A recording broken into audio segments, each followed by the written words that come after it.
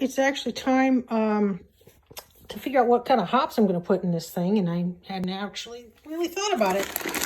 It's an amber, so I could go with American hops like some Chinook, or I've got some Cascade, and these tend to have that real citrusy, floral, some would say pungent, kind of piney, you know, American quote unquote flavor, and that's actually because they're higher in certain compounds like myrcene.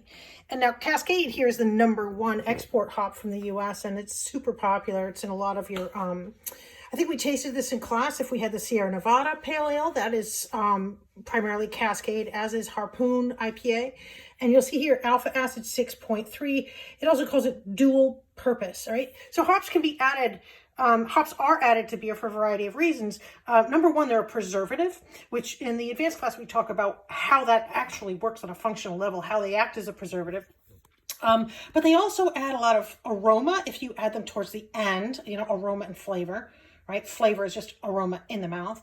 So if you add them toward the end of the boil, you know, close to flame out, as they say, that's when you're going to get more of the aroma. If you add them, however, at the beginning of the boil, around 60 minutes, what happens is the boiling temperatures actually take the compounds, one of the compounds in the hops, and changes the shape of it to make it soluble, right? Otherwise it wouldn't be soluble. And these compounds are not for aroma. These are bitterness. They're hard resins.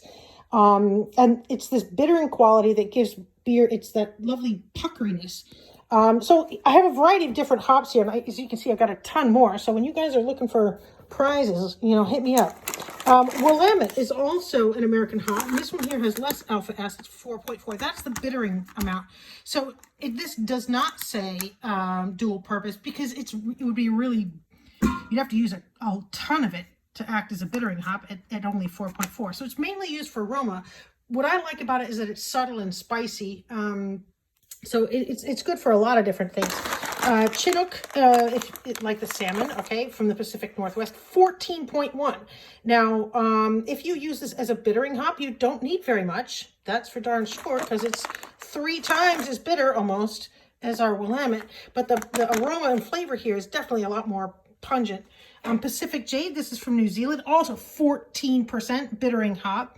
That doesn't mean that you can't use it for aroma, but it's mainly used for bitter. So there's some that are just bitter and don't really have a nice aroma, and some that have a nice aroma but don't have enough bitterness. I also have Centennial. This is another American hop. Now this happens to be whole cone, so this whole thing is only 1 ounce, right?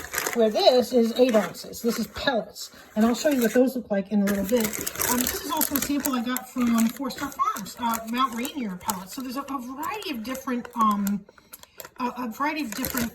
hop varieties just within the U.S. So Centennial, Willamette, Chinook, Mount Rainier, these are all American hops. Pacific Jade, that's a New Zealand hop. I have one here from the UK called Bramling Cross. And the UK hops, because it used to be illegal for British brewers to put hops in beer, and this all goes back to taxes again, and the church. So because it was illegal for them to put hops in beer, they found ways to kind of hide them. #1, they only add them at the beginning of the boil, so you don't smell them. #1. #2, their flavors are very subtle, spicy, earthy. I call it 50 Shades of Hay.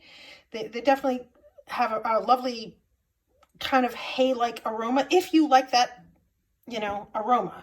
But mainly they're put into English beers, which are designed to let the malts stand out. So